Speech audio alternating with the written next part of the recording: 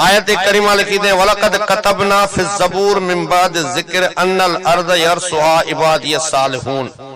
तर्जुमो ऐं बेशक तौरेत खां पोइ ज़बूर में लिखियो सूं त मुंहिंजा सालिबाना ज़मीन जा वारिस थींदा। लिखे तो पोइ त अली वारिस त साबित आहे, तव्हां कीअं चओ था त शिरक आहे? ॻाल्हि समझ में आई? माना ॿुधी वञो। बेशक तौरेत खां पोइ ज़बूर में लिखियो सूं त मुंहिंजा सालिबाना ज़मीन जा वारिस थींदा। ज़मीन जा वारिस, इहा ज़मीन कहिड़ी आहे? इहा ज़मीन आहे जन्नत। इहा ज़मीन आहे वारिस थींदा या वारिस आहिनि? आहिनि न, वारिस थींदा या वारिस आहिनि या थींदा? ये पाण लिखियो अथई, मां त न लिखियो आहे। वारिस थींदा माना क़ुरान अॼु बि इहा ॻाल्हि करे थो त वारिस आहिनि। आहिनि जी त न चई, अॼु बि क़ुरान चए थो त वारिस थींदा। इहा जन्नत है, छो त सालिहनि खे मिलंदी। दुनिया में त बादशाहनि जा हुकुम, दुनिया में त ज़मीन जा मालिक केतिरा काफ़र बि आहिनि, हिते सिर्फ़ सालिबान आहिनि। उहा ज़मीन है जन्नत जाते काफ़र के पेर पाण जी ताकत न हूंदी, रुगो सालिबान जन्नत जा वारिस। वारिस माना मालिक, वारिस माना कहीं जाए ते वेठा साईं वारा भी वेठा आहिनि, मूंखे लॼ बि थी थिए, मां छा कयां? कहीं जाए ते वेठा हुआसीं त हिकिड़ो मूंखे ॾिसी चवण लॻो, अली तूं वारिस आहे। हिकु दफ़ो चई, ॿियो दफ़ो चई, हिन जी मर्ज़ी त हे बि कुझु ॻाल्हाए। मां चयो भला हिन जी दिलि ख़ुशि कयां। हुन चयो अली तूं वारिस आहे, त मूं चयो अली असां तुंहिंजा वारिस आहियूं। हुन जो इहो कीअं? मां चयो जेको अॻु में जहान छॾे वेंदो आहे पोयां उन जा वारिस थींदा आहिनि। ईअं आहे कि न? कि न जीअरे जो वारिस उहो जेको दुनिया छॾे वियो हुजे।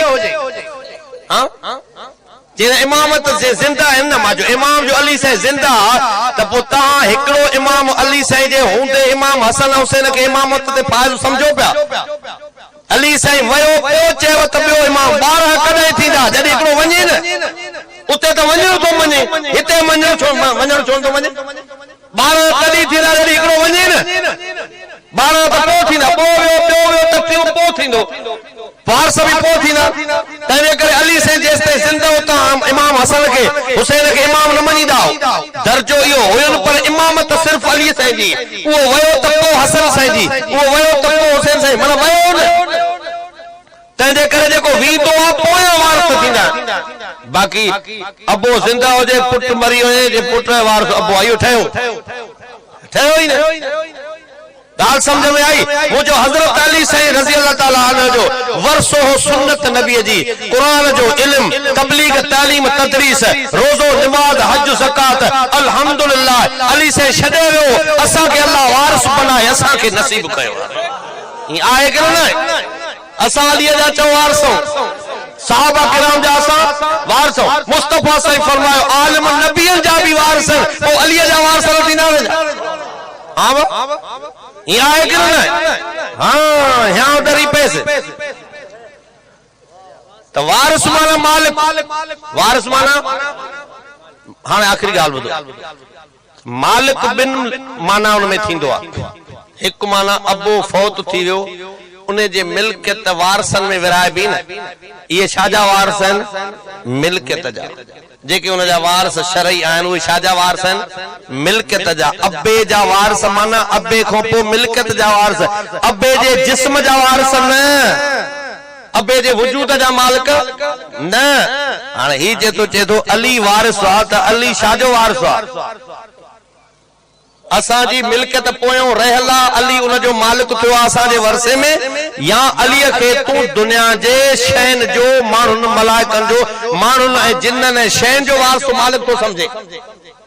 सोचो तो सही ना, जे तू समझे तो अली साईं कंहिंजे मिल्कियत जो वारिस आहे, उहो बि तॾहिं जॾहिं ज़िंदा हुजे, जे वयो त उन जा वारिस ॿिया थींदा, मिल्कियत जा वारिस थींदा, पर इन माना में इनखे चइबो माता तलफ़बार मालिक, माता तलफ़बार वारिस। ऐं ही जेके वारिस सम्झंदा आहिनि साईं खे सदियूं गुज़री वियूं, ही तभी चए थो अली वारिस आहे, त माना ही अली साईं खे पंहिंजे क़िस्मत जो मालिक थो सम्झे, ज़िंदगीअ जो मालिक थो सम्झे, नफ़े नुक़सान जो मालिक थो सम्झे, रिज़्क़ जो मालिक तो समझे, बीमारी के तंदुरुस्ती देने जो मालिक तो समझे। यो यकीनन सिर्फ बीमारी तंदुरुस्ती आहे तो सिर्फ अल्लाह जे हथ में आहे। अली साईं जे ज़िंदगी में भी उनके दुख सुख पहुंचंदा तो उन जा मसला मुश्किल भी हल अल्लाह कंदो। तंहिंजे करे इन माना में लिल्लाह मीरास समावात वल अर्ज़, ज़मीन आसमान मीरास अल्लाह जी थई, ज़मीन आसमान जो वारिस सिर्फ अल्लाह, ॿियो को न।